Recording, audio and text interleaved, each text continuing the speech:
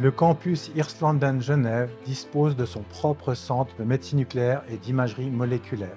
Le centre permet à nos médecins spécialistes d'accéder aux dernières technologies en matière d'imagerie médicale et vient ainsi renforcer la prise en charge multidisciplinaire de nos patients.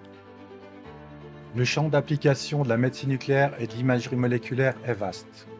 C'est un outil essentiel, par exemple, en oncologie, pour l'évaluation de l'extension du cancer, l'évaluation de sa récidive, ou également le suivi de la chimiothérapie ou de la radiothérapie, ou encore un ciblage de biopsie.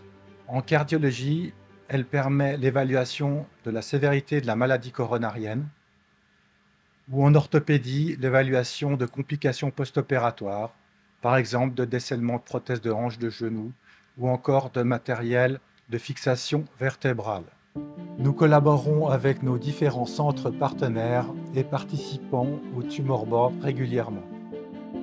La médecine nucléaire est une imagerie basée sur l'administration d'un radiopharmaceutique, composé d'une part d'un isotope, le traceur, et d'autre part du pharmaceutique, qui est une molécule qui va cibler un processus biologique cellulaire.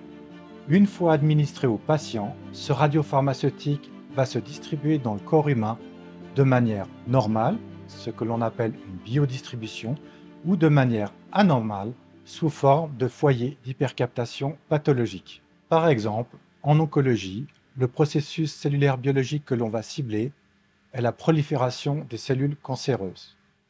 On injecte donc des radiopharmaceutiques, comme un sucre marqué, qui va être capté par les cellules cancéreuses dont le métabolisme en sucre est augmenté, ou un acide aminé qui va être capté par les cellules cancéreuses dont la synthèse des protéines est augmentée, comme dans les tumeurs cérébrales, mais également un ligand qui va lier une protéine de membrane, comme un enzyme, surexprimé par la cellule cancéreuse de la prostate.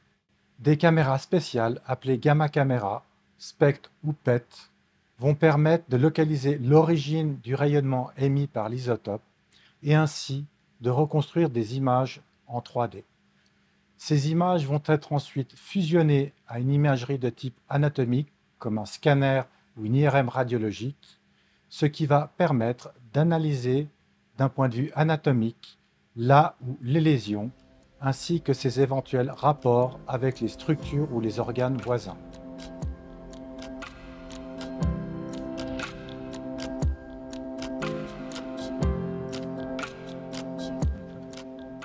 Le patient bénéficie ainsi des dernières technologies d'imagerie médicale et d'une prise en charge personnalisée dans un cadre apaisant, spécialement pensé lors de la conception du centre.